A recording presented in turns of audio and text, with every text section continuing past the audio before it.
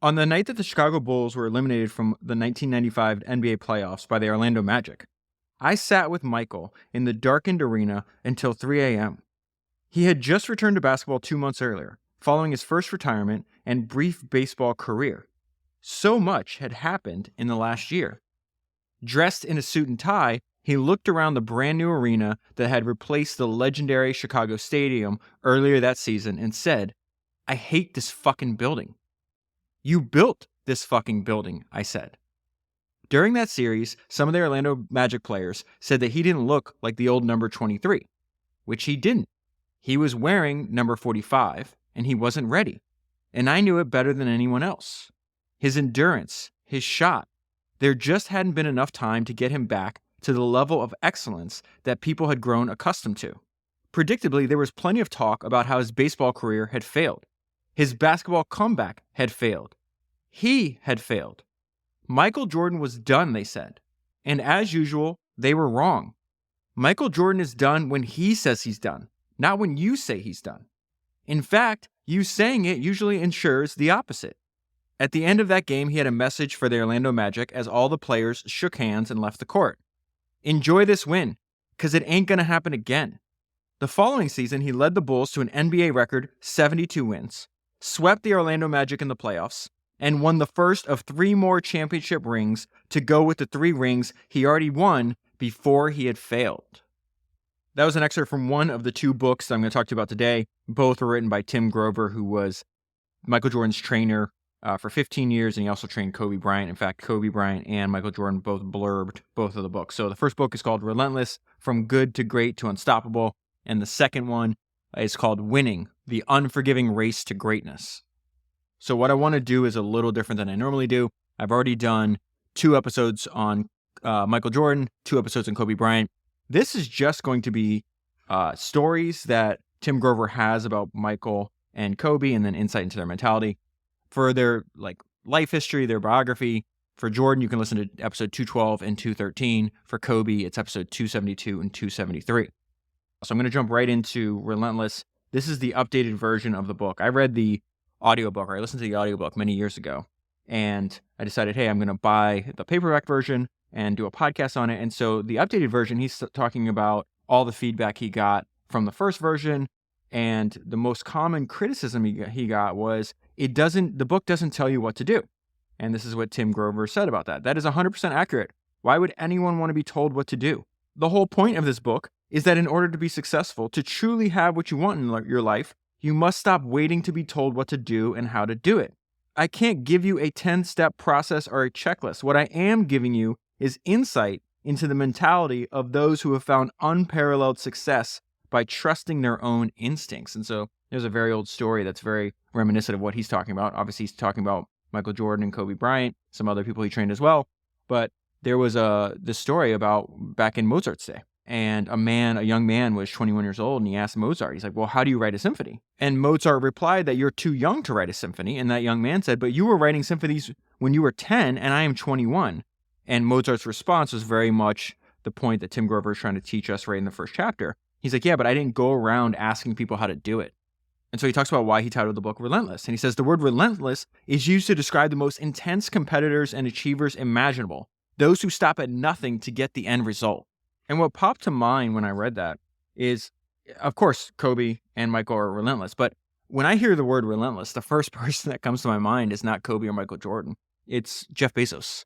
In fact, to this day, you might already know this, but Jeff Bezos owns the domain relentless.com. If you go in your browser and you type relentless.com, it will forward to Amazon. For a brief moment, he loved the word so much, he was thinking about naming Amazon relentless.com. I've done, 8 podcasts, 6 podcasts, something like that on Jeff Bezos. And that's the one word I would choose to describe him. One of the reasons I would heavily recommend getting the audiobook, if you like audiobooks, of Relentless, is because it talks about a lot of things in this book that most people, kind of omit. You'll see them in biographies. But this idea, the dark side of Michael Jordan and Kobe's personality is mentioned a lot in this book. And so I just want to go into that a little bit here. He says, I understand how they think, how they learn, how they succeed, and how they fail. I understand what drives them to be relentless, and it's not all pretty. If you're aiming to be the best at what you do, you cannot worry about whether your actions will upset other people or what they'll think of you. Your strategy is to make everyone else get on your level. You are not going down to theirs. You're not competing with anyone else ever again. They're going to have to compete with you. And so that idea that, hey, I'm not going down to your level, you have to rise to mine or you need to leave, is something that Kobe and Michael repeat over and over again across decades. It's something that their teammates mention over and over again. It's something their competitors mention over and over again. I rewatched The Last Dance over the last week. I kind of keep that documentary playing over and over again. Most of the times I'm not even listening to it. Like, it's just on in the background if I'm reading or working or whatever. But there was something that popped out this, I don't know, the 10th time I've watched this documentary, something like that, maybe 8th. And he's talking about why he was so hard on his teammates. The fact that he came to Chicago, he's like, listen, we were a terrible franchise. I had to fail and fail and fail and fail year after year after year after year. I think it was 7 or 8 years before he won his first championship. And then you come in here, now you're joining a world-class organization, yet you didn't do any of the work to build it into a world-class organization. So I'm not coming down to your level. You're going to rise to mine. And he says something, he goes, we were shit when I got here, and we elevated to being a championship quality team. There are certain standards that you have to live by. You do not come pussyfooting around. You have to come in and ready to play. And so those are Michael Jordan's words. And then Tim Grover's words on that is, your strategy is to make everyone else get on your level. You're not going down to theirs. You're not competing with anyone else ever again. They're going to have to compete with you. And then Tim Grover has a unique vantage point because he starts working out with Michael and training him way before Michael ever won his first championship. And so he says Michael was the best because he was relentless about winning. No matter how many times he won, he always wanted more. And he was always willing to do whatever it took. Michael never cared about achieving mere greatness. He cared about being the best ever. And then he immediately starts comparing people like Michael, Kobe, Pat Riley, Phil Jackson, Larry Bird. And this is really a list of traits that Kobe and Jordan share. He says, these are the most driven individuals you'll ever know, with an unmatched genius for what they do. They don't just perform a job, they reinvent it. So this idea, you're going to see repeated over and over again. They're the most driven. They're the most competitive. There is no one in their industry like them. Another trait they share, they expect to succeed. They expect to succeed, and when they do, they never celebrate for long because there's always more to do. Another thing, they take responsibility for everything. So in addition to reading these 2 books, I collect, I think I've already said this, I'm slightly obsessed with both Michael Jordan and Kobe Bryant. I collect stories about them all the time. So in addition to reading both books, I also have a bunch of these like stories saved on my phone. They're little short videos. And I watched this excellent interview. One of the best, I've watched all the Kobe Bryant interviews that I can find. One of the best ones happened shortly before he passed away. And it was actually with the Hall of Fame baseball player A-Rod. I will leave it linked down below. I highly recommend watching and listening to the whole thing. I've probably watched it 4 or 5 times. In fact, I'm supposed to meet A-Rod soon, which is kind of cool. I'm looking forward to that. But this idea where they say, hey, people like Michael and Kobe, they take responsibility for everything. There's a fascinating exchange that happens in that interview between A-Rod and Kobe Bryant, where Kobe says the following. He says, the people that I've always had issues or problems with are people who don't demand excellence for themselves. I will not tolerate that. Because when the career is all said and done, they're not going to be looking at you, just a player on this team, saying, oh, you didn't win a championship. No, they're going to be looking here, meaning him, as the leader of the team, as the founder. Think about the founder mentality, right? Everything is always the founder's fault. The founder has to take responsibility for everything. And so back to what Kobe says. He's like, listen, when the career is all said and done, they're not going to be looking at you, a player on this team, saying you didn't win a championship. No, they're going to be looking here. So it's my responsibility to make sure I'm holding everybody accountable. And so that's what I think of when I get to this page and it says, hey, they take responsibility for everything, more on traits they share. They never stop working, physically or mentally, because it gives them too much time to think about what they've had to endure and sacrifice. There's 2 examples of this, and you can actually see it with your eyes when you're watching The Last Dance. The first time is when when Michael Jordan wins his first NBA title ever. It's 7, 8 years of struggle, really an entire lifetime of struggle. And he's, he's got his head, there's this famous picture of him like with his head on the Larry O'Brien trophy. And, he's happy, but he's like also very emotional. What was fascinating about that is his teammates said that he had never, up until that point, they didn't even know if he was human, that he had never showed them any other emotion other than anger and frustration.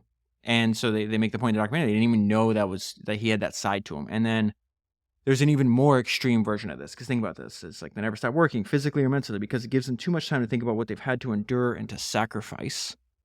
And the second title, or excuse me, it was his fourth title, but it's the first NBA title that he wins after his father is murdered. And it is visceral what happens. This is something that's also famous. You can see it on YouTube. It's in The Last Dance too. But he's on the floor in the locker room and he is just heaving and sobbing. Like you can hear the sobs, but what I would do is when you watch it, I would pay attention. You just see his entire chest cavity. He is shaking. It is a complete emotional release. And I think it goes back to the fact that, hey, you never stop working because it will give you too much time to think about what they've had to endure and sacrifice. And in sports, unlike business, like there is a finish line, right? And so he can stop and everything comes rushing through. They're never in it for the money. He knows what he's worth and he'll remind you if you make the mistake of forgetting it. But the money is secondary to what really drives him. The most important thing, the one thing that defines and separates him from any other competitor. He's addicted to the exquisite rush of success and he'll alter his entire life to get it. Another trait that Kobe and Michael shared, something that's mentioned over and over again, is just how strong their mentality is, the fact that they had control over their minds. I'm going to read you something that's in Michael's autobiography, which I covered all the way back on episode 213 in 1 second. But he says, you can't excel at anything before you train your mind. Mental dominance is what ultimately makes you unstoppable. Michael talked about this in Driven from Within, the book Driven from Within, and he says, like, your mind will play tricks on you. So he says, the mind will play tricks on you. The mind was telling you that you couldn't go any further. The mind was telling you how much it hurt. The mind was telling you these things to keep you from reaching your goal, but you have to see past that. You have to turn it all off if you're ever going to get to where you want to be. And I don't think that part can be overlooked because your own mind can be your worst enemy. It can actually stop you from even trying. There's this great talk Kobe Bryant was given. I think he was doing it on a tour in China. And he said something that was fascinating to me. And he says, the greatest fear we face is ourselves. It's not anything that's external or anything that's superficial.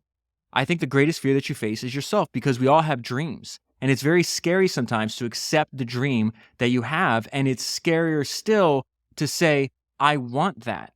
It's scary because you're afraid that if you put your heart and soul into it and then you fail, how are you going to feel about yourself? So being fearless means to put yourself out there and going for it. No matter what, go for it. Not for anybody else, but for yourself. This dedication to learning how to control your mind is something that's mentioned over and over again. Later in the book, it says, if one thing separated Michael from every other player, it was his stunning ability to block out everything and everyone else. He was able to shut out everything except his mission. In the very last episode of The Last Dance, it talks about this. It says, most people struggle to be present. Most people live in fear because we project the past into the future.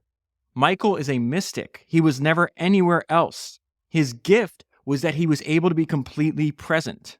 The big downfall of otherwise gifted players is thinking about failure. He would say, why would I think about missing a shot I haven't taken yet? And you see this even after they win the 6th and final championship in Chicago. They're having this big celebration. There's a bunch of Michael's in his hotel room with a bunch of reporters. He's playing the piano. He's smoking a cigar. He's having a good time.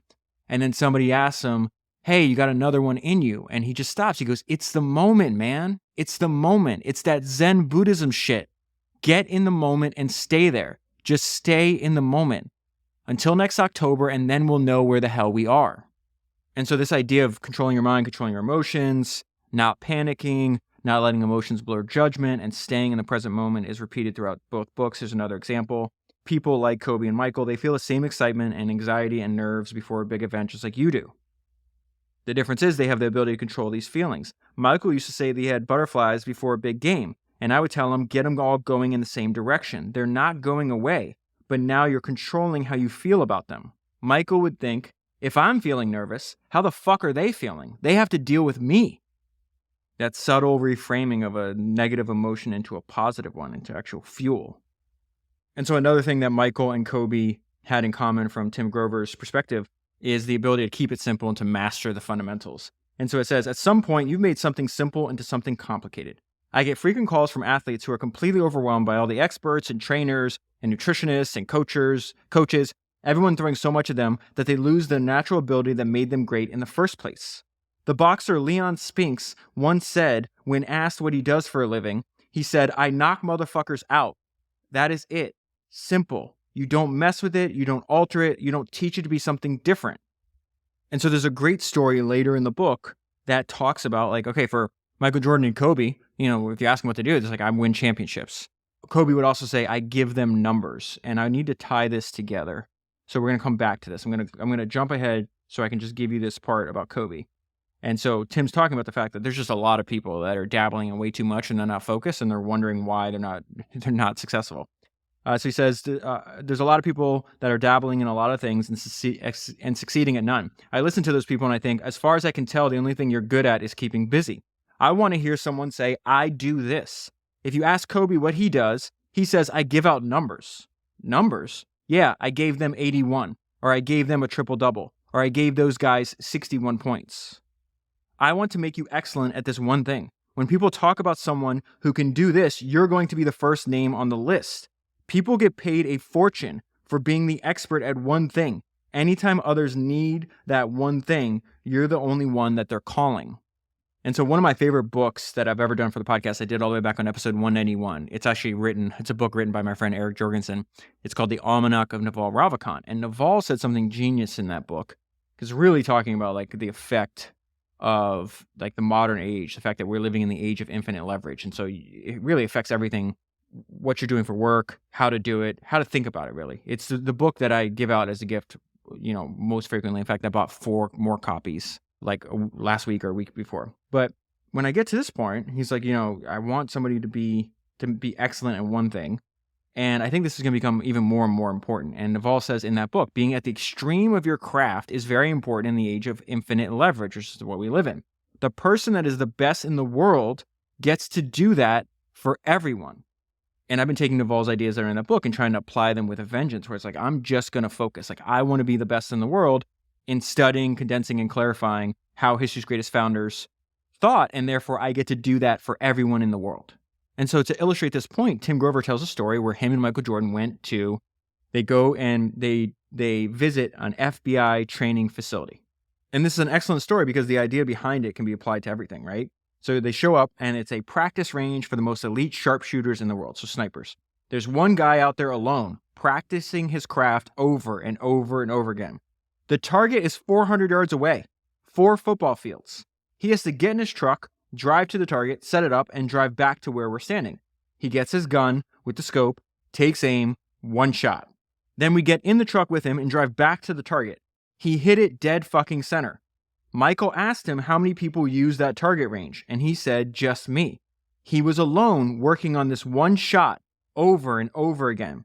So when people in the military need someone who can hit that kind of target, they call him. No one knows what this guy does every day to be this good. People just know that he can deliver results. Figure out what you do, then do it, and do it better than anyone else, and then let everything else you do build around that. And that's something Michael talks about because now, obviously he's one of the greatest, if not the greatest basketball player of all time. But if you look at what he's done he's one of the best entrepreneurs too.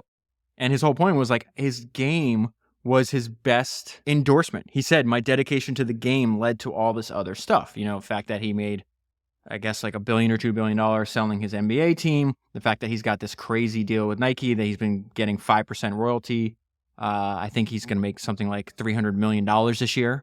And that only happens because he figured out what he did, then did it better than anyone else, and he let everything else that he did build around that. And so now I want to go back to this page where it's like, hey, you have to keep it simple. At some point, you made something simple into something complicated. That Kobe and Michael would talk over and over again about the importance of fundamentals. And so there's this great story in that interview with A-Rod and Kobe. And Kobe's talking about this, this, I think, a year before the helicopter crash. And he's like, I called Michael Jordan, and he was talking about the fact that his 12-year-old daughter was playing basketball, and he feels that they were being taught like just too much fancy stuff. Like this is just crazy. And so what he wanted to do, he's like, I just try to teach my kids, the most basic stuff. And when we just do the basics and we do it over and over and over and over again. And so he calls up Michael Jordan. And he's like, listen, man, I'm having a hard time remembering like what I was learning when I was 12 years old. What techniques were I learning to play basketball at 12 years old? Because I think these kids nowadays are just doing too much. And so Kobe asked him, he's like, what were you doing? What were you learning about basketball at 12?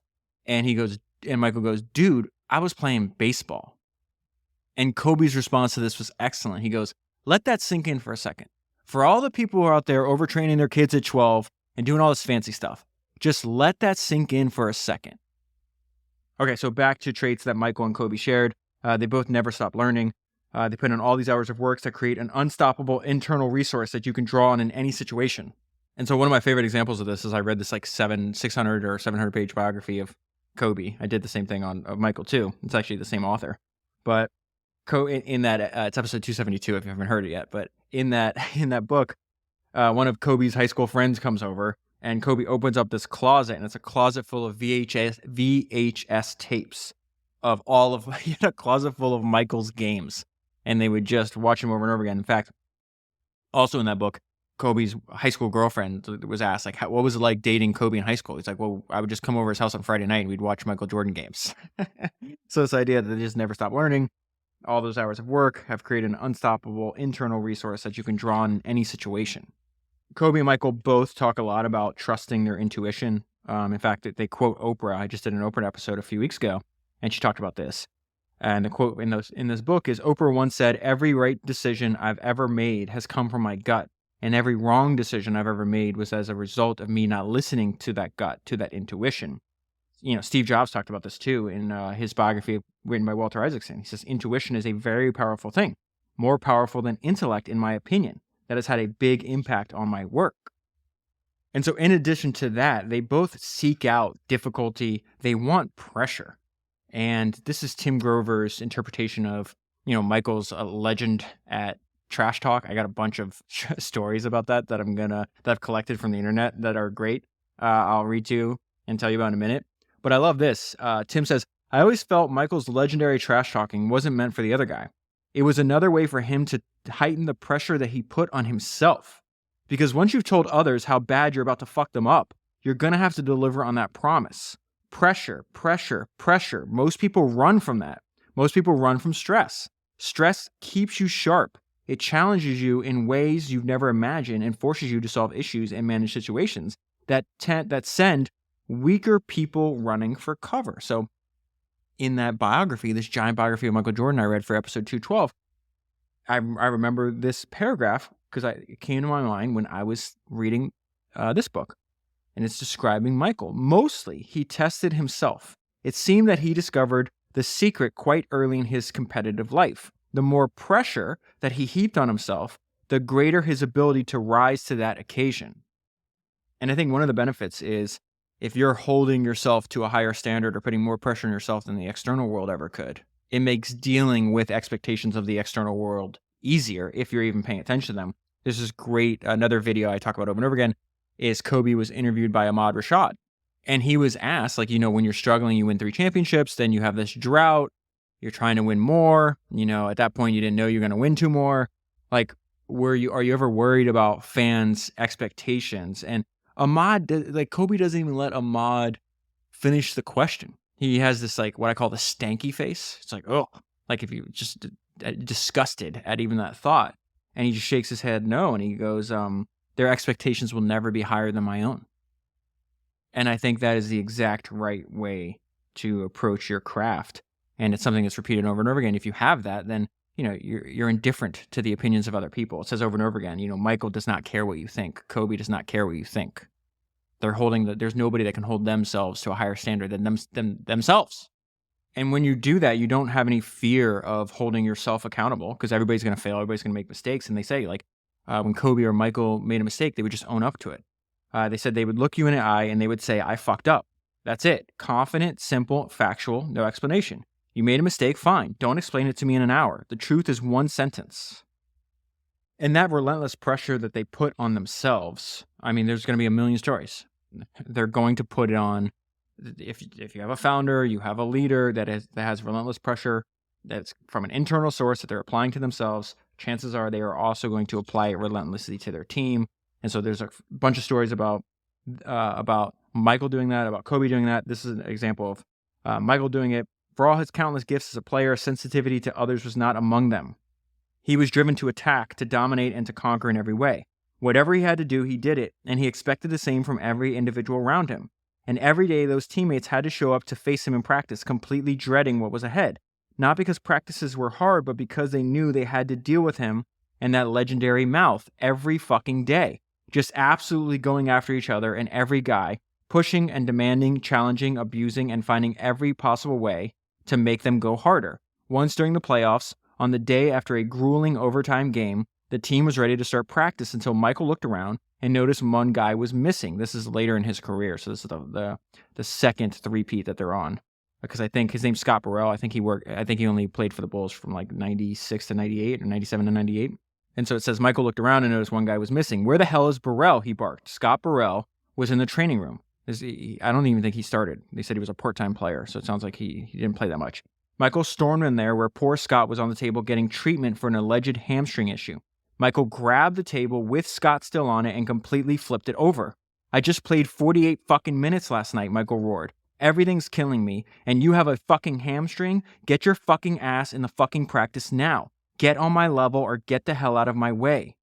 When you're the guy at the top, it's on you to pull everyone else up there with you, or everything you've built comes crashing down. Jordan demands excellence of himself, and he has no tolerance for those who can't or won't rise to that level. Think about Kobe talking to A-Rod, who's like, listen, the people I have a problem with are people that don't demand excellence for themselves. The reason I said I'd recommend getting the audiobook version of Relentless, because I really do feel it's very it can be. I mean, it was motivational for me because I have like a fairly negative inner monologue, and I kind of abuse myself in the way that Michael abuses himself and his teammates. But what I liked about the book is like it didn't really hide the fact that a lot of these extreme people seeking extreme achievement, these extreme winners do have this like dark side to them. I don't think it's a prerequisite for extreme success. I mean, you think about John D. Rockefeller built one of the most successful companies in the world, or the world has ever seen, rather. And, people who worked for him said he would never raise his voice. He was never impolite. Now his competitors would say, he's Genghis Khan, the way he would dominate. But he wasn't throwing things and yelling at people like this. But so it's not a prerequisite, but it is something that appears over and over and over again. And I do think it is definitely linked. And this book does a good job of, just showing that dark side. And usually people like a Michael or a Kobe or even a Steve Jobs, I think the worst thing that you could do, because they're such domineering personalities, is back down from them. It is the worst thing, because they're just going to keep abusing you. They're just going to realize, this person's soft, this person's weak. I can basically have my way with them. And even somebody that's not as talented, they do respect strength. And there's a story demonstrating this in the book. It's also in The Last Dance, where Steve Kerr, is like, I don't know, half a foot shorter than Michael, much smaller. And yet Michael would love Steve because Steve actually would stand up to him. And, they're having this scrimmage in practice, and Kerr didn't appreciate something that Michael said and snapped back at him. I think I heard that he had pushed him, or Kerr had pushed him or something like that. Michael hauls off and punches him in the face. And then Michael gets kicked out of practice. And surprisingly, Steve Kerr said it was one of the best things that ever happened to me. I needed to stand up and go back at him. And he was right, because as soon as the practice ended, Michael called him, apologized. And from that point on, Michael trusted Kerr. And this is something that Jordan's teammates talked about a lot. I have more examples of Jordan's teammates talking like that than I do of Kobe's, but I think it still applies to them. They knew that this was not he was an unusual talent. Even early in his career, I saved screenshots and I look at them on my phone. And it's Larry Bird and Magic Johnson had dominated, the NBA in the 1980s. Now we're getting to the early 90s, late 80s, and they're realizing, they're playing against a young Michael Jordan. And Larry Bird said, there's nobody like him. Point blank, I've never seen nobody play like he plays. This is before he won a championship. Before he won a championship, Magic Johnson said, Jordan is the most talented player in the NBA by far. And what was fascinating is people knew that years before he would be considered successful. He was a successful individual player from the get-go. But, it's all, if you don't win championships, nothing else matters. And Bobby Knight is his legendary coach, and he's coaching Michael Jordan in the 1984 Olympics. This is before Jordan ever plays a game in the NBA. And so the Portland Trailblazers, who have the second pick in the draft that year, they're going to call Bobby Knight. And it says, before the 1984 NBA draft, the Portland Trailblazers called Bobby Knight, who was coaching the U.S. Olympic basketball team that summer, which included Michael, and asked him his opinion on whom they should take with the second pick in the draft. Everyone knew that Houston Rockets are going to take Hakeem Olajuwon with the first pick, but no one, including Portland, was sure whether Portland would take Sam Bowie or Michael Jordan. Remember Sam Bowie for later. There's a hilarious Michael Jordan story with him. Should Portland take Sam or Michael Jordan with the second pick? Take Jordan, said Bobby Knight. Right, said Portland, but we need a center. Then play him at center, Knight said.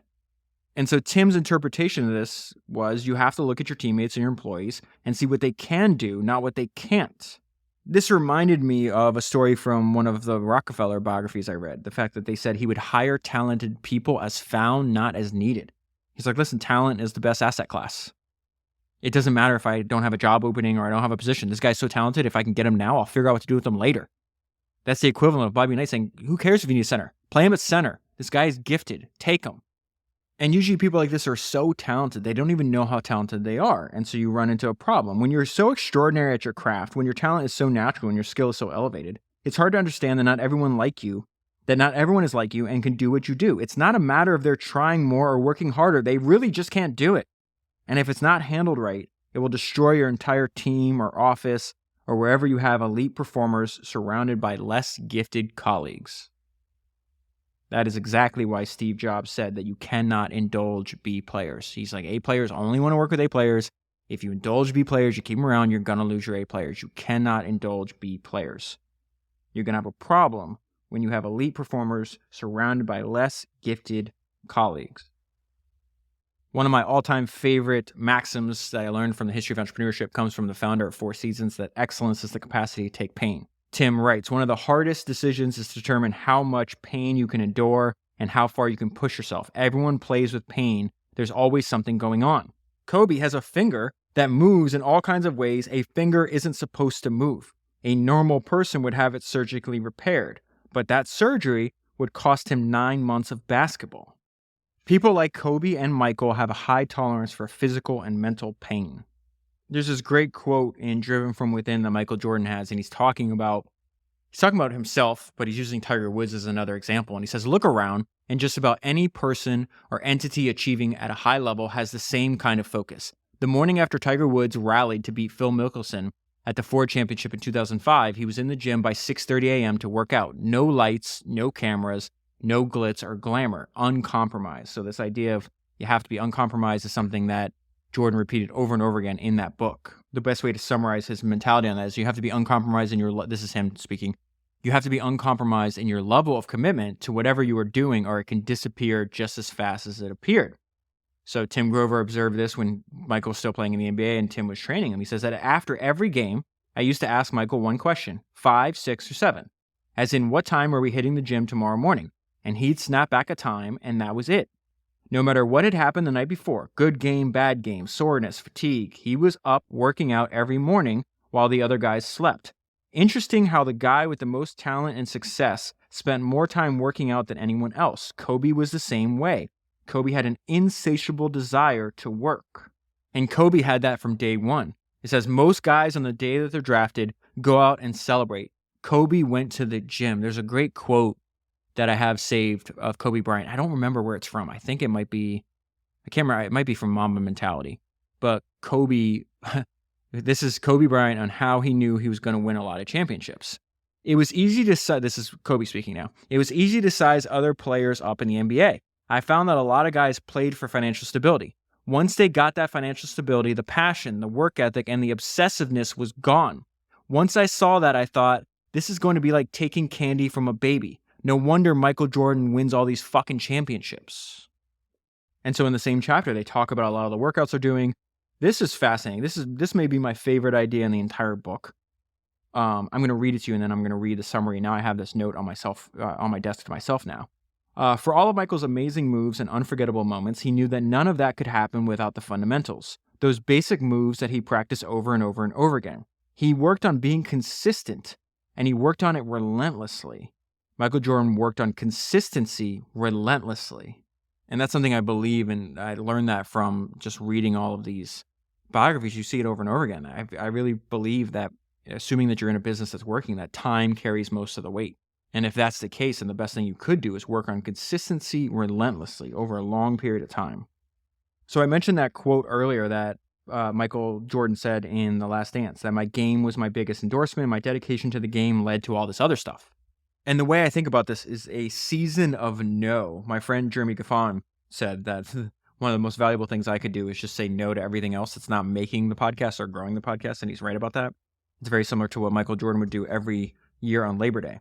So every year on Labor Day, by Labor Day, Michael would shut down everything outside of basketball and just train. 3 workouts a day: workout, golf, workout, lunch, golf break, workout, dinner, bed, every day. No commercial shoots, no promotional tours, no events, just work, because he knew better than anyone else that all the outside stuff was the result of hard work on the inside, not the other way around. Shoe deals and commercials don't make you an icon. Being unstoppable makes you an icon, and being unstoppable only comes with hard work. My game was my biggest endorsement. My dedication to the game led to all the other stuff. Another trait that Tim observed in both Kobe and Michael is the fact that they have a hard time trusting other people. or maybe not. Maybe we would put this as like they trust themselves more than anybody else. There's a great line in Michael's biography on episode 212 where it says, Jordan mostly believed in himself. In Mike, he trusted. All others were open to question. And so Tim has some ideas on why this is maybe the case. Trusting others is the same as giving up control, and they usually have a painfully hard time with that. They have this in common. At some point, they learned that they can only trust themselves. Maybe it was a lesson they learned in childhood or something that happened later in life, but it forced them to rely on the sheer power of their gut instinct. And they realized that to survive and succeed, they could never take their hands off the wheel. And finally, the last story from this book that I want to share with you is, this is a story about Kobe. It's really on just having one focus. In fact, my home screen on my phone has been just this quote from The Last Dance. And it's been this way for a long time. And it says, a guy that was totally focused on one thing and one thing only.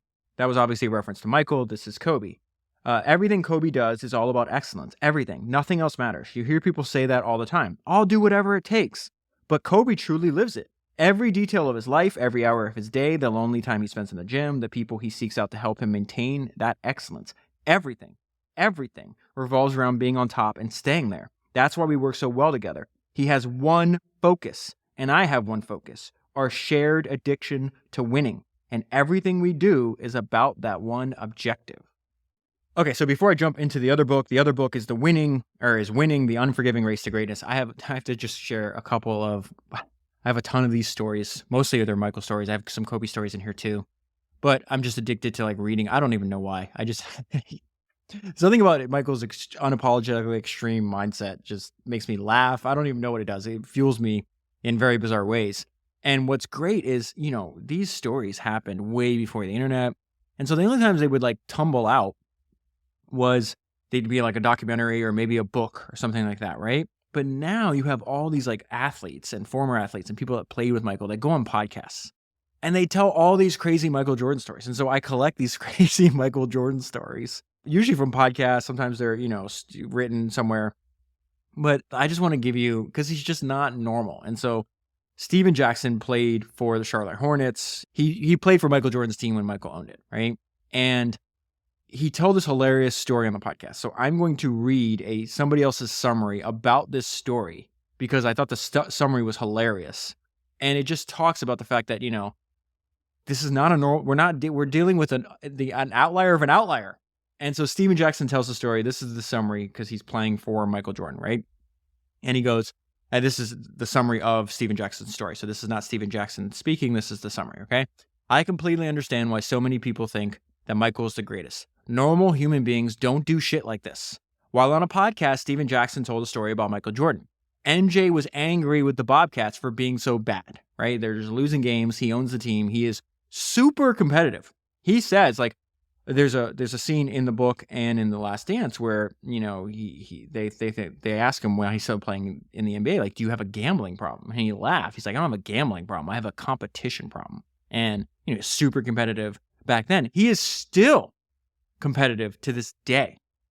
And Kobe tells a hilarious story because he's like, he's like, is Michael Jordan the most competitive person you've ever met? He's like, listen, I'm just as competitive with him in basketball. The difference between me and Michael is he's competitive with everything, which shit that doesn't matter, I think is the way Kobe put it.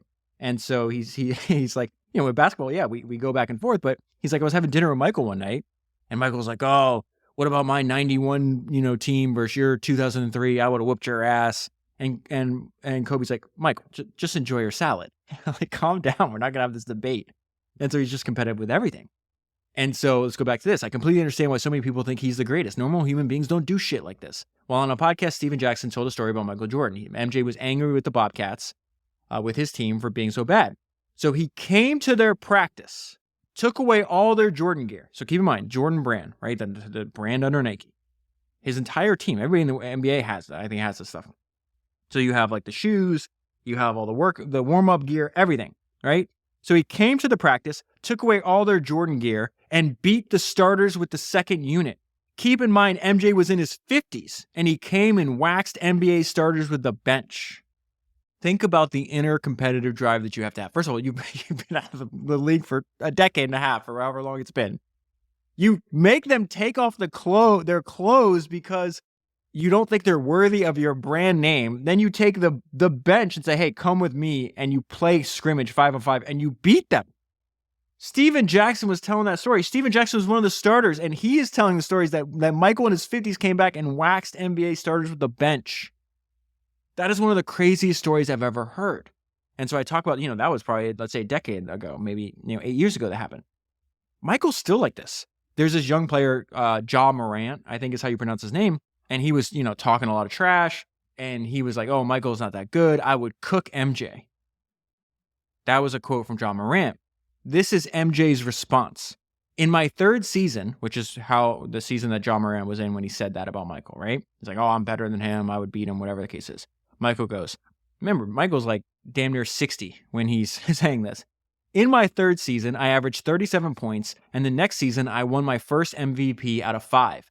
Show me what you can do, little boy, and stop tweeting.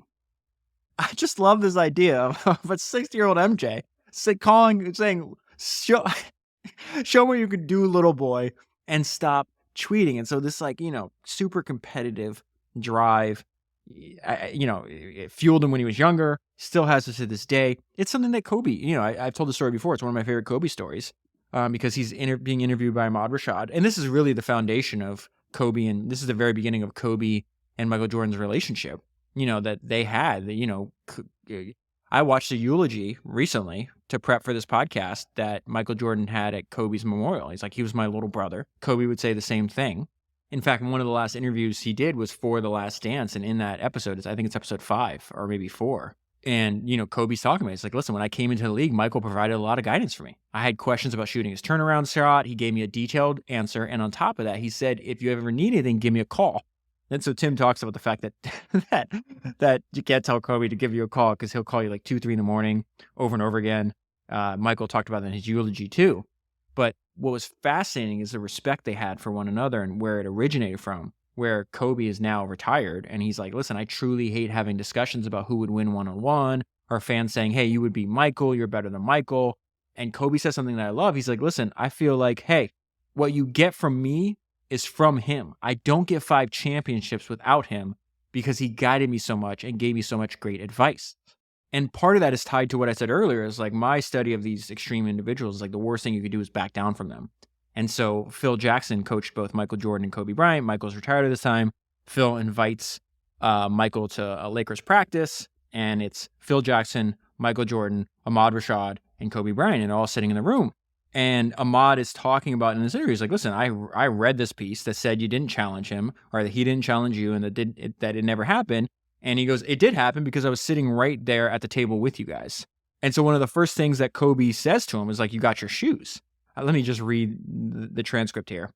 And so, Phil Jackson asked Michael if he wasn't doing anything, just come by practice and maybe, he'd want to play. And Michael said to Kobe, a young Kobe, hey, maybe we can figure out what you got. And then you said back, no, maybe I'll figure out what you got.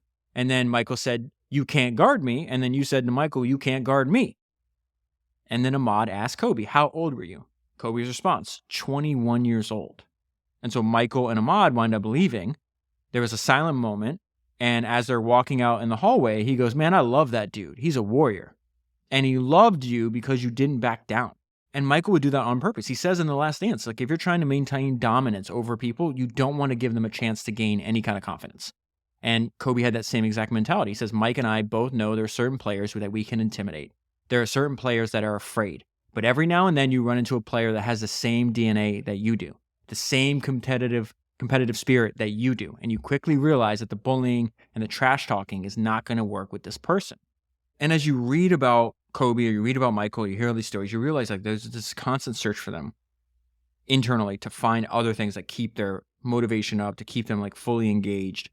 And they would compete even in like meaningless exhibition games. So there's this former NBA player named Eddie Johnson, and he tells two hilarious stories. He tells a Michael Jordan story, and then I'm going to share one that he tells about Larry Bird. I'm a huge Larry Bird fan. In fact, I have Larry Bird's autobiography on my desk. I'll eventually make an episode on it. But Eddie Johnson goes on a podcast and tells a story about Michael Jordan. And they're playing the Bulls in an exhibition game, and Michael comes up to him before the game, and to Eddie and this other guy named Tom, and he goes, hey, I'm going to give your boy 40. And they're like, who are you talking about? I was like, Dan, the guy you have covering me, like, I'm going to give him I'm going to put 40 points on him. And they're like, yeah, whatever. And MJ didn't like that they doubted him. And he goes, bet $200. And Eddie says, I took the bet and Tom took the bet. So, if Michael doesn't score 40, he's going to have to give up $400. If he does score 40, he gets $400. And so Eddie and Tom are on the bench and they're watching the game and they're like, oh, this guy just starts going nuts. And it says Tom and I are looking at him like, this dude is just insane. And so a short while later, he has like 38 points. And he walks over to the bench. He looks at Tom and I, and he says, get that money ready. He then catches the ball, reverse pivots on him, and he just tries to tear the rim up, tongue wagging and all. He dunked on him for the 40th point, and then he held up four fingers in each hand for 400. Nobody else knew what the 4 meant, right? So everybody's like, what is Michael doing with each hand has 4 on him, right? Then he runs past us and says, I want my money. And then he checks himself out of the game. And so that was later in Eddie's career, right? But when Eddie is a rookie, he's playing against, I got to tell you this Larry Bird story, because there's so many, just like I collect Michael Jordan stories, I collect Larry Bird stories, because he was like a legendary trash talker, and I just think it's hilarious. And so Eddie Johnson's now telling another story. And this time it's on Larry Bird. He goes, listen, I remember playing against Larry Bird. It was my second game of my career, and I am scared to death. Larry Bird walks over to me, stands next to me, and he leans over and he looks at me. And he says, do you honestly think that you can guard me? I didn't say anything in response. So he goes over to our bench and says, you made this rookie guard me? I'm going to bust him up. And he says that right in my ear. He says, I'm going to wear your ass out. The game starts and he is wearing me out. Later, he comes up to me and he says, I bet you can't do this. He raises up and shoots a long 3-point shot. It's an air ball. I just look at him and he says, that don't matter. It's the fact that I can do that and stay in the game. I bet you can't. And so there's just a million of these like psychological warfare, psychological games that Kobe's engaging in, that Michael's engaging in. Dominique Wilkins told another great story. They're about to play the Bulls. It says Michael Jordan walks into the locker room. He's got a suit and tie on. And they're like, what the hell is going on here? Like, why are you in our locker room? And so he walks up to me and says, lace him up. It's going to be a long night. And then he leaves. And Dominique's like, what the hell? Did he just come in our locker room? He's like, I didn't even know what to say. I was completely shocked. And then the punchline of the story was he had 60 that night. He had 60 points that night. And then this Michael Jordan story is the most recent one I came across. And it's Julian Edelman, who played on the Patriots. And he's talking about this, that he's about to play in the Super Bowl, right? It's a few days before he plays in the Super Bowl. He sees Michael Jordan and Derek Jeter having dinner together. And so he goes up and introduces himself and says, hey, I'm playing in the Super Bowl. And he says they couldn't have been more different. Like Jeter was welcoming and charming, and Jordan was really standoffish. And so the conversation only lasts a few minutes. But as the conversation is about to end, Jordan says, hey, kid, I got a bunch of money on you. Don't fuck it up. And Edelman says that was the only thing that he had said to me. And I responded, yes, sir, Mr. Jordan. And I think all these stories, besides the Edelman one, where because he wasn't competing or anything, he was just literally betting on something. I think he understood what he was doing himself, because you can go back and watch these interviews with him. And there's another Jordan interview, and I'll link it down below. And he says something that's interesting, and he's relatively young. I think he's still playing in the NBA when he says this. And he says, a good competitor always evaluates his opponent, and you understand him for what he really is. You never try to give him confidence. You try to take it at all times. Mentally, I've got to find a way. And sometimes what you have to do is you have to trick yourself. You have to look inside yourself and find different types of challenges from game to game. That's how I got myself motivated. And it wasn't the same every game. I had to find a focus to go out and play at a certain level. In that same interview, he says, I just feel my competitive drive is far greater than anyone else that I've ever met. I thrive on that. I think that is my biggest motivation in life. I find certain competitions in life and I try to overcome them. I feel confident about my competitive drive. And so I'm going to pick up the book Winning, and he tells you exactly what he's trying to do, why he's writing the book. There's a bunch of obviously Kobe stories in here, a bunch of Michael Jordan stories in here, and he's trying to take you into the world of elite, cutthroat competition. And so what's very fascinating is he would ask all of his clients and people that wanted to be his clients the same question. He's like, you need to describe winning in one word. And he says, you'd be surprised like how many people would describe it, in very similar ways. They'd say it's glorious, it's awesome, amazing, it's euphoric, etc., etc. And he's like, but the weird thing is like, why are the same descriptions being applied over and over again? And he thought that Kobe was the only one that ever answered in one word this way. And Kobe's answer was everything. And Tim thought that was the best one-word answer. He also thinks that Michael had the best description of winning that he ever heard. So he says, I never asked MJ, but he answered it anyways. In The Last Dance, in this one moment, he summed up everything he knew about his lifelong partnership with winning. His answer is more than a word, but it's worth every one. And so this is the quote from Michael Jordan that Tim loved from The Last Dance. This is what Michael said. I pulled people along when they didn't want to be pulled. I challenged people when they didn't want to be challenged. And I earned the right because my teammates who came after me didn't endure all the things that I endured. Once you joined the team, you lived at a certain standard that I played the game, and I wasn't going to take anything less. Now, if that meant I had to go in there and get in your ass a little bit, then I did that. You ask all my teammates. The one thing about Michael Jordan was that he never asked me to do something that he didn't fucking do. When people see this, they're going to say, well, he wasn't really a nice guy. He may have been a tyrant. Well, that's you because you've never won anything. I wanted to win, but I wanted them to win and be part of that as well. Look, I don't have to do this. I'm only doing it because it's who I am. That is how I played the game. That was my mentality. If you want to play that way, then don't play that way. And then Tim's interpretation of this is, again, why I think it's so valuable to read biographies, because you don't just see the book doesn't start out like, oh, this person's rich and successful. It's like most of what you and I are interested in is like the struggle. How did they get there? And so Tim says, yes, winning is glorious and amazing and powerful and awesome and all those things. But if you think that's all it is, then as MJ said, you've never won anything. It's the punishment he took from the other teams before becoming the greatest to ever play the game. The years of relentless pressure and scrutiny of everything that he did. The single-minded focus on one thing, winning championships. Not just for himself, but for everyone around him. Winning can be glorious, but it can also fuck you up. This is why I said, I think the Relentless audiobook, because it talks about like the dark side, the struggles, just the extreme traits and extreme things that happen to them in sacrifice. They said something, that line in the book was like, they'll alter rearrange or alter their entire life just to win. I probably have 30 highlights from this book, but this is my favorite line in the book. Everyone wanted to be like Mike. Mike did not want to be like anyone else. Every great creation and invention started with people who knew how to think and didn't allow themselves to be told what to think. Remember that Kobe quote I said that, what you get from me, I got from him. I don't get 5 championships without him. He guided me so much and gave me so much great advice. Tim saw this because Tim is training Kobe after he trained Mike, right? And so it said Kobe would call or text Mike in the middle of the night, asking how he played against a certain guy, how he handled a situation, what he thought about this or that. And Michael would always answer his questions and help him learn. That is a major trait of the greats, by the way. They want to pass along their knowledge so the next generation can keep learning. Going back to everyone wanted to be like Mike, Mike only wanted to be like himself. The greats figure out what works for them regardless of what everyone else does. This is something that you'll see if you watch The Last Dance, because they show a bunch of examples where Michael is, before a game, he's sort of lacing up his shoes. And I didn't know this until I read the book, that Tim said that he had that Jordan had the most disciplined game day routine that he's ever seen. So it says, and really, when you read this happens over several pages, but routine reduces the number of decisions, right? So if you outsource, you make routine things that you just have to do all the time, then you can actually focus on the important things.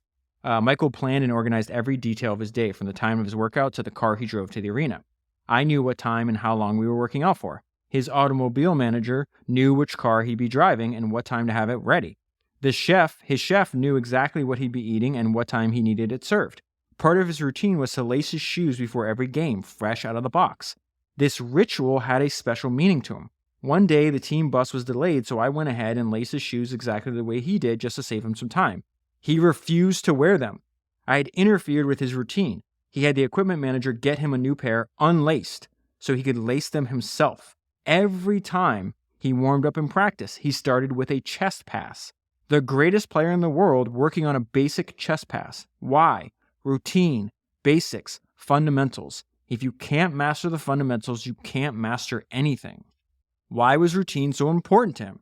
Because the game themselves were so unpredictable. His routine allowed him the mental freedom to focus on one thing, the complexity of the game. And then one of the most fascinating parts of the book was that he compared and contrasted like talent, MJ, versus hard work, where Michael worked hard, but was more naturally talented, and Kobe worked harder, but was less naturally talented. And so it says he starts working with Kobe in 2007 because Kobe's having problems with his knees. He calls Michael, he's like, what the hell should I do? Michael's like, go work with Grover. And so they start working out together. And it says Kobe wanted to learn everything he could about MJ, the program, the schedule, the workouts, the whole routine. He wanted to know about Michael's lifestyle, how he reacted to certain situations, how he handled teammates and coaches, and anything else Kobe could add to his arsenal of weapons. He wanted knowledge, not so he could become MJ, so he could become a better Kobe. Kobe never stopped. He was insatiable for game film. He also never slept. So he said, Kobe would text him, and he'd want to work out from like 2 a.m, 4 a.m, 3 a.m, all different times. And so Tim says, I never slept during those years. I just napped because you never know when he'd be ready to go back to work. MJ knew when to stop. Kobe didn't. You would never find MJ on a court at 4 a.m. He slept at night because he knew sleep was part of his training. But above all, they had this in common. They each possessed an unshakable confidence in themselves that never wavered. And you see this in this recruiting call that the Bulls asked Michael Jordan to be a part of. Remember that phone call between the Portland Trail Blazers and Bobby Knight? Hey, should we draft Sam Bowie? Should we draft Michael Jordan? He's like, play him at center. The Bulls management asked Michael to be part of a conference call with Sam Bowie, who was a free agent at the time. Everyone made their pitch to Sam about why he should join the Bulls and et cetera, et cetera. And then it was MJ's turn. And he just said, Sam, are you coming or not? We're winning with or without you. His belief in himself was so powerful that he never doubted the outcome. And that's something that they share with a lot of greats inside and outside of sports. In fact, Sam Walton talked about having that same exact mentality when he was building Walmart. He said in his autobiography shortly before he died, he says, it never occurred to me that I might lose. To me, it was almost as if I had a right to win. Thinking like that often seems to turn into some sort of self-fulfilling prophecy. And I think that relentless self-belief is important in avoiding the following. Very, very few people are willing or able to bet on themselves. They become the assistant manager of their own lives, waiting for direction and approval from some higher authority because they don't feel confident enough to make decisions and take action on their own. Kobe and Michael were the opposite of that, and everybody around him knew this. This is one of my favorite Michael stories from early in his career. In the early days of Michael's career, a reporter asked his coach, Doug Collins, about his strategy for coaching the greatest player in the game. It's pretty simple, said Collins. Give him the ball and get the fuck out of the way. Michael elaborated on this mindset in The Last Dance. My mentality was to go out and win at any cost. If you don't want to live that regimented mentality, then you just don't need to be alongside of me because I'm going to ridicule you until you get on the same level with me. And if you don't get on the same level, then it's going to be hell for you. And this is a great explanation of that. When you're giving everything you have, making every sacrifice, and devoting every part of your life to winning, it's hard to tolerate anyone in your circle who isn't doing the same. And so that's key. It's not going around and them being dictators or, being jerks or assholes to everybody around them, even though, most people would describe them as that.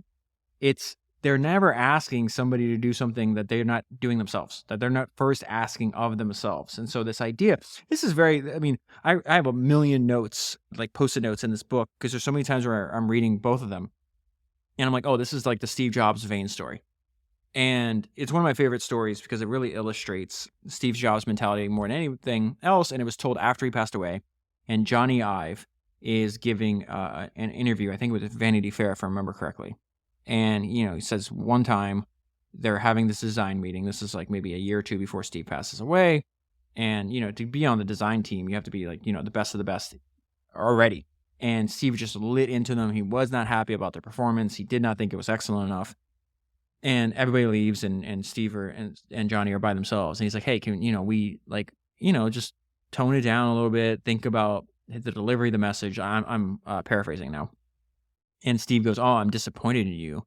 I didn't, like, you're vain. And Johnny's like, whoa, that's like, why are you insulting me? Like, why are you calling me vain? He's like, I thought the work was the most important, that the quality of the work was more important than anybody else. The fact that you're worried about the delivery or other people's feelings mean that in Steve Jobs' opinion, that now other people's feelings are more important than the work. And you just want people to like you. And so therefore you're vain. And Johnny was taken back for a while, kind of insulted or maybe hurt by this. And then he realized he's right. Like, we say the work is more important, so therefore that has to be a higher priority than anybody's feelings. And there's a line in this book, that's one line that made me think of that story. And it says, Tim is talking about Kobe and Michael. He says their minds were stronger than their feelings. And so this extreme dedication to excellence was not only for the teammates, but everybody around them too. And so one thing about Michael Jordan, I'm going to read a story from Driven from Within, which I'll pick up in 1 minute. And so there's two main things that jump out at me that are related to things that you and I have talked about in the past. One, that you can't ride the fence when you're with Michael Jordan. That's going to be a story from Driven from Within. And then there's a great quote by Bill Walsh, who wrote that excellent book, The Score Takes Care of Itself. And he says, champions behave like champions before they're champions. And so Tim is telling the story the very first time that he meets Michael. He gets to the house, rings the bell. Michael Jordan opens the door. He's in head to toe in full Nike gear. Remember, this is probably 88, 89. Hasn't won any championships. He has this deal with Nike, has no idea what's in the future, right? The fact that this deal alone is going to make him hundreds of millions of dollars in income every year, be worth billions and billions of dollars if he ever wanted to sell it back to them. But he's already in full Nike gear, looks down at Tim's shoes and sees Tim is wearing Converse, stares at them, shakes his head. They have the meeting. At the end, as Tim walks out, he takes another look at his Converse and he says, never again. And then he shuts the door on Tim. Okay, so I'm going to put down the winning book and I'm going to pick up Driven from Within, which is the autobiography, or the closest thing that Michael has an autobiography, which I did all the way back on episode 213. I'm going to tell a very similar story. And this guy is telling the story. His name is Fred Whitfield. And he's like, listen, Michael's whole being is all about loyalty and winning. And he really feels that you can't ride the fence. And so Fred is close with Michael and this guy named Ralph. Ralph was a player who had a Puma contract and not a Nike contract. And since they were friends, Puma would send him a bunch of, clothes and shoes, and Nike would send the same thing. Like, so half of his closet is Puma, half of it is Nike. And so Michael comes to Fred's apartment, and we're getting ready to go out, and he says, hey, it's kind of cold. Can I borrow one of your jackets? And I said, sure, go in my closet. He went in there, and he saw everything separated out. He's in there a little longer than necessary, and he comes out of my room. He's taken all of my Puma stuff out, brought it into the living room, and laid it on the floor. He goes into the kitchen, gets a butcher knife, and literally cuts up everything. This was like his second or third year in the league. He literally took a butcher knife to my shoes, ripping and cutting. When he's all done, he picks up every little scrap and walks it down to the dumpster. He says, hey, dude, call Howard from Nike tomorrow and tell him to replace all this. But don't ever let me see you in anything other than Nike. You can't ride the fence. That is how Michael thinks. And so in this story I'm about to read from the winning book to you, it says, like, he pursued victory in everything. He pursued victory in everything. Like, that's the way to think about him. So, he sees Tim. He's like, oh, hey, you're going to be my trainer now, but don't ever come around here in Converse. Like, you're on my team, then I'll be loyal to you. And if not, like, it's very black or white with him, right? He also said that you have to keep up with him. Remember this whole thing, like we've been talking for a very long time now. And every time Kobe and Michael are saying the same thing, I'm not coming down to your level. That's not happening. You will rise to mine, right? And so he says, keeping up was essential if you're a part of MJ's world.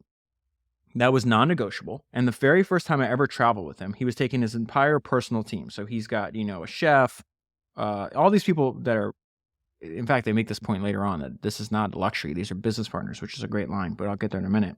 So he's got he's got his security, he's got his chef, he's got his trainer. They're all coming, and he's like, "Listen, meet at my house, and then we'll travel to the airport from there. But everybody's driving their own car." And so MJ jumps into his Ferrari, and he says to everyone, "You better keep up." Now Tim is driving his father's 1987 Sterling, and he's like, "This is not the fastest car ever made, but I somehow managed to pull up at the same time he did.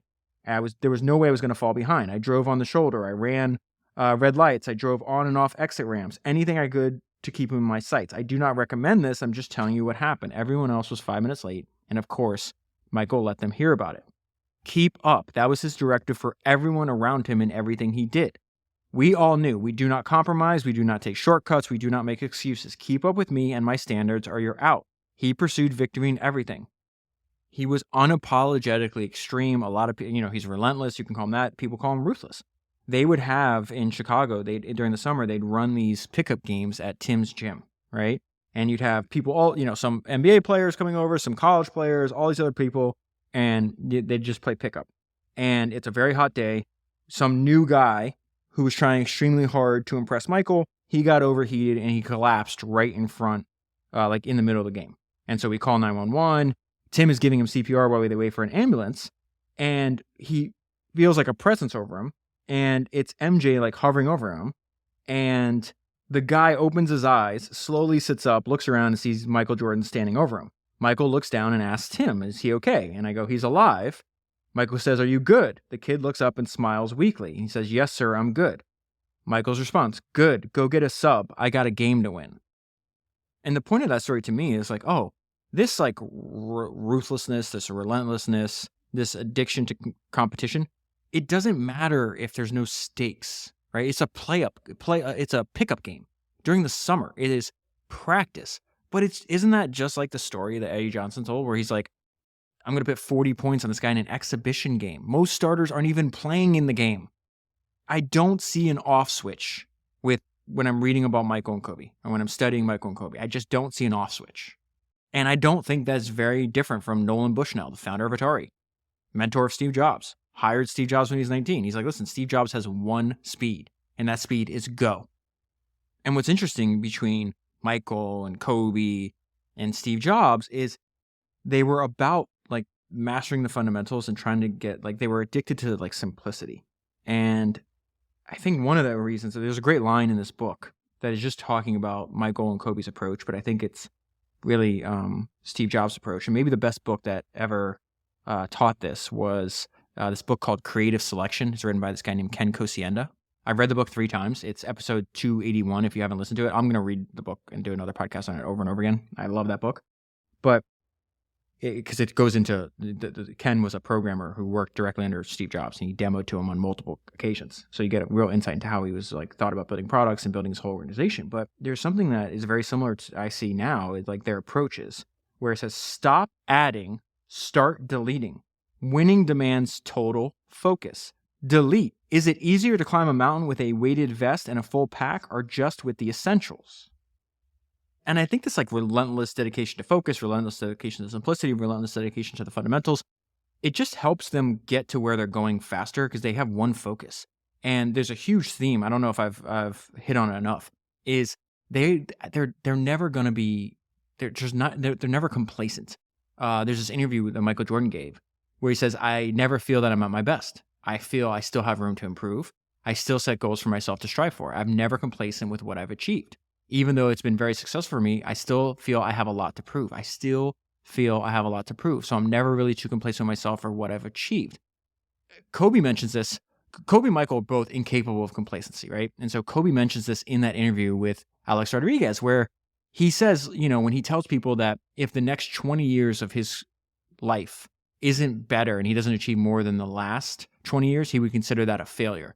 And people would tell Kobe, like, when you say that, that's crazy. It's disrespectful to what you accomplish in basketball.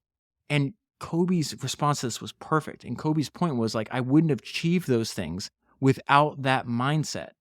That idea is like, okay, you achieve something, great. Then you move on and you do it again. And you move on to the next thing and you achieve something and then you move on and you do it again and again forever.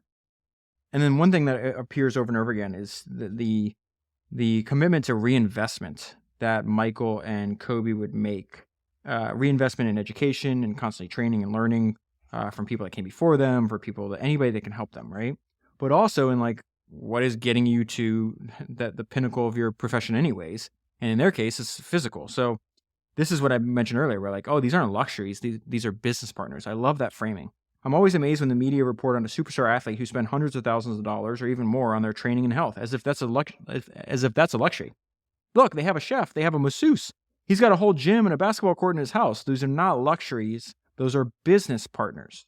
And then related to that is why they spend so much time learning and honing their craft. They can take everything away from you, your house, your money, your clothes, your car. But one thing they can't take is your education and what you've learned. And the one thing you can count on if you do indeed lose everything is that education. And I mentioned earlier that Michael and Tim would talk about the self-doubt, the butterflies, the nervousness that would happen before a game. Those people are performing well not in absence of fear, but in spite of it. And so there's another example of Kobe saying the same thing. Kobe says, I have self-doubt. I have insecurity. I have fear of failure. I have nights where I show up to the arena. I'm like, my back hurts, my feet hurt, my knees hurt. I don't have it tonight. I just want to chill. We all have self-doubt. You don't deny it, but you also don't capitulate to it. I love that. You do not capitulate to your self-doubt. You embrace it. And towards the end of this book, Tim is reflecting on his relationship with Kobe. It was written after Kobe died, and I think this is a very important lesson. He says, Kobe's impatience was legendary. The biggest mistake we make in life is thinking that we have time. The longer it takes time to capture your wins, the less time you have to enjoy them. And that's the biggest thing. We don't know how much time we have. The biggest mistake we have in life is thinking we have time. You can see this in one of the last interviews Kobe did. He's talking about the next 20 years of his life. He had no idea. And I hate even saying those words. I hate the fact that this is even real because I spent so much time studying him and learning from him, and he spent so much time inspiring me. But I think that takeaway that Tim has is dead on. The biggest mistake we have in life is thinking that we have time. And so I think the perfect place to end this is exactly how Michael ended the last episode of The Last Dance. He was talking about his entire journey. He says, it started with hope. It started with hope. We went from a shitty team to one of the all-time greatest dynasties. All you needed was one little match to start the whole fire.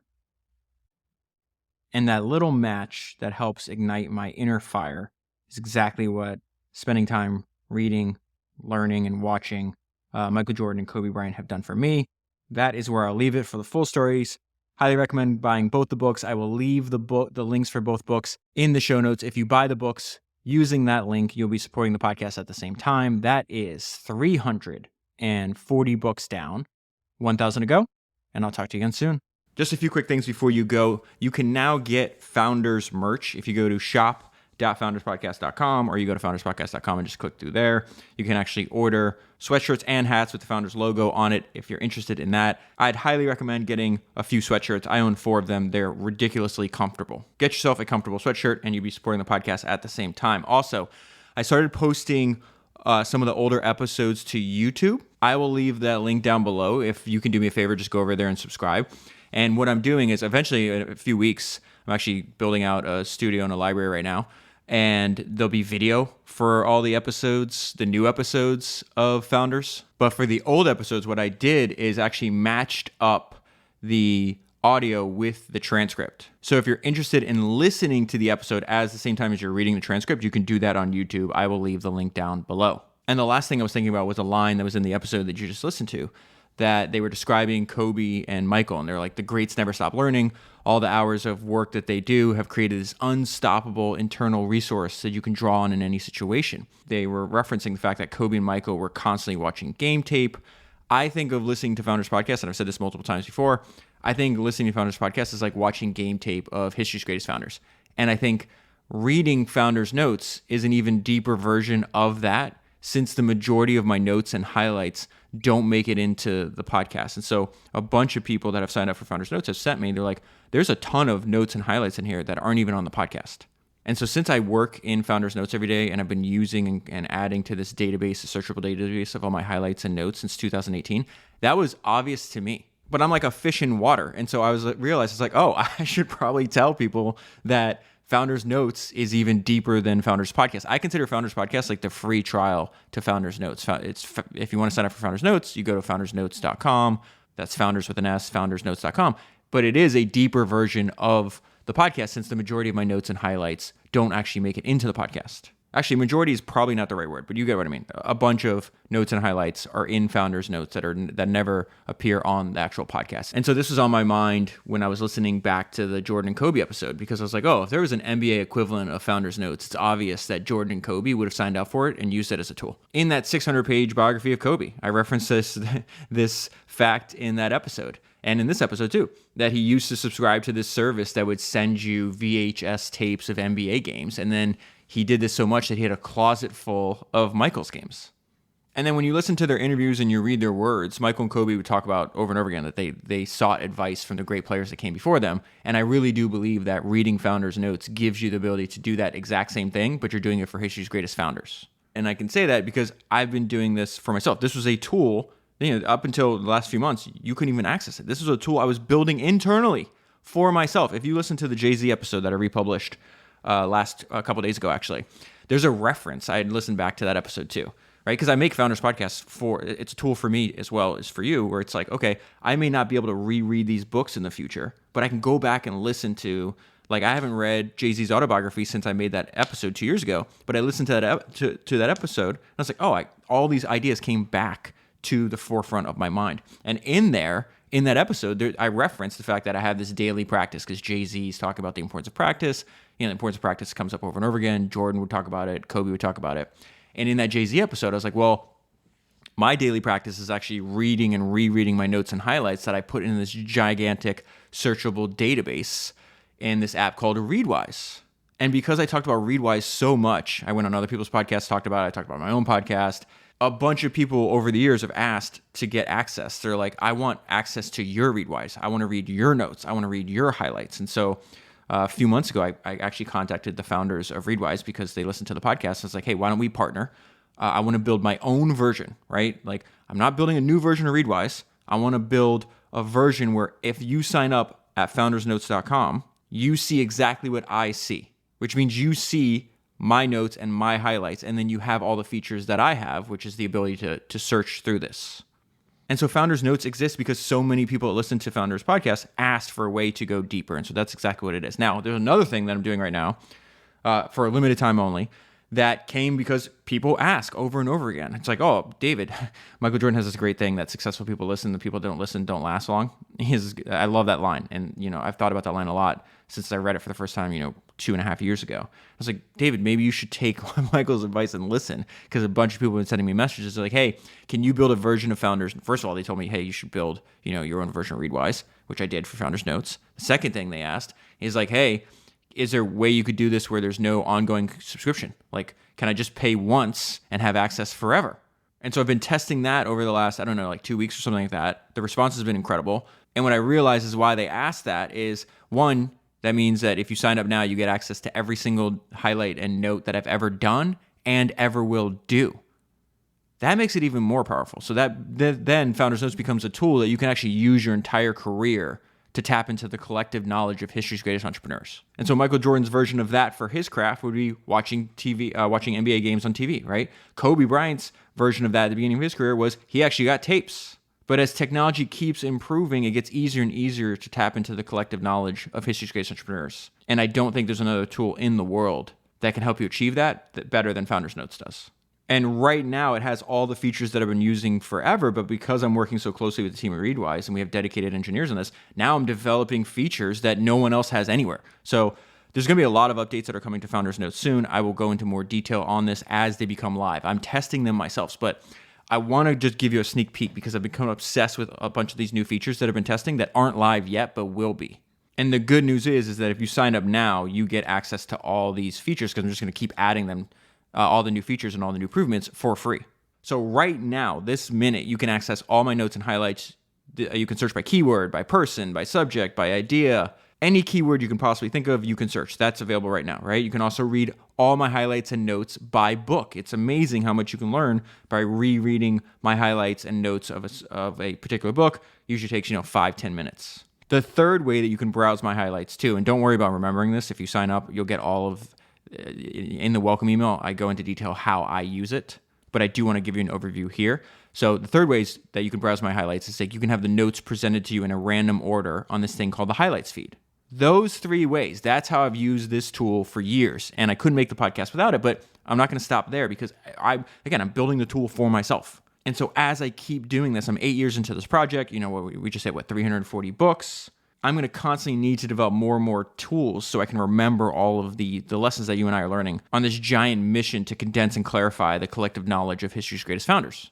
So soon you'll also be able to search every single transcript from every single episode. I already have this feature. Another feature that I have that'll be live for everybody soon, it's the Founders GPT chatbot AI interface. That's not what it's going to be called. I got to figure out what it's going to be called. I might call it Super Search because I really do feel like this is search on steroids.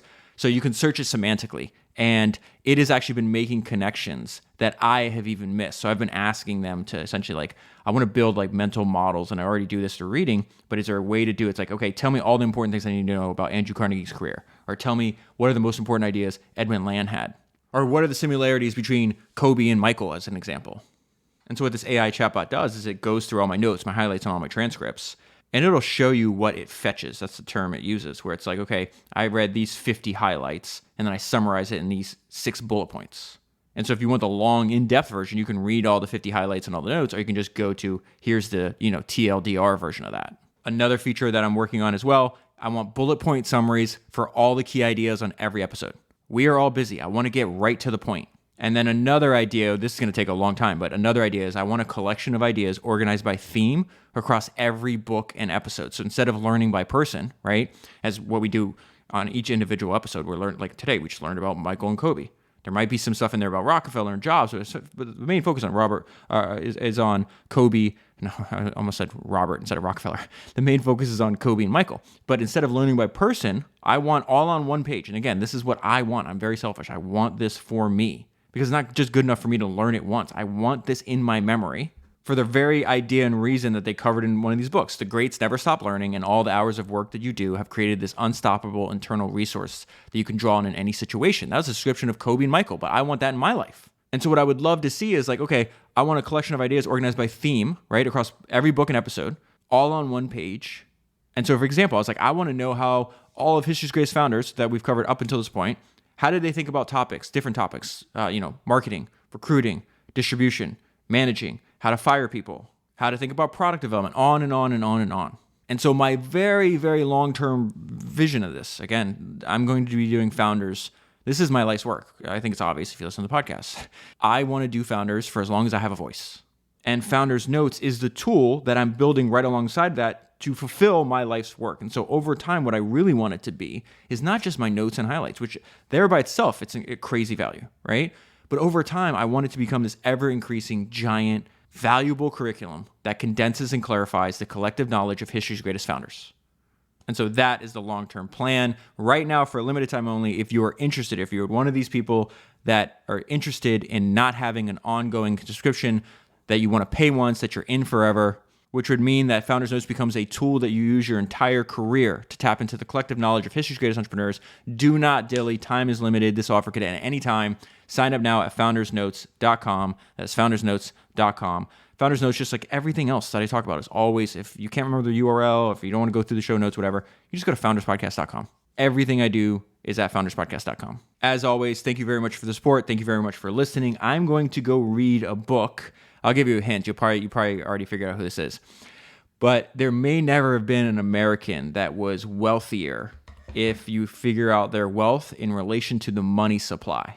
So that is the hint on the book that I'm reading right now. Hopefully the podcast will be done, 4 or 5 days. I will put it out as soon as it's done. In any case, thank you very much for listening. I hope you sign up at foundersnotes.com, and I will talk to you again soon.